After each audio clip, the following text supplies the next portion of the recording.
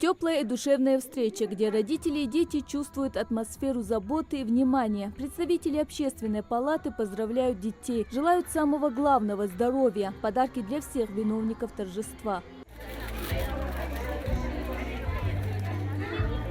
Праздничную программу продолжают ярким и зажигательным концертом. Талантливые юные пациенты центра подготовили вокальные и танцевальные номера. Для детей, проходящих длительное лечение и реабилитацию, такие события имеют большое значение. Они не только отвлекают от повседневных забот и медицинских процедур, но и дарят заряд позитивных эмоций. Мне очень понравился этот праздник для детей. Я пела, танцевала сама, и мы получили подарок. Мне очень-очень сильно понравился этот праздник. Международный день защиты детей символизирует доброту, заботу и тепло. Рабия Далиева 4 года проходит реабилитацию здесь. У девочки спинальная мышечная атрофия 2-го типа. Она единственный ребенок в Ингушетии с таким диагнозом. Но это не мешает ей хорошо учиться в школе и заниматься любимым делом.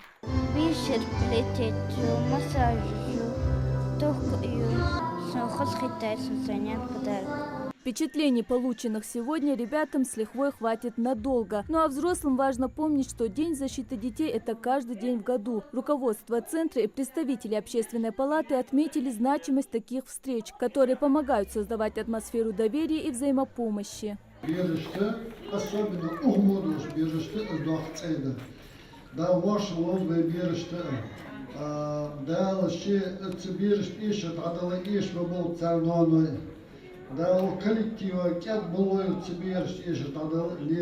Это 4-е мероприятие, которое проводит общественная палата.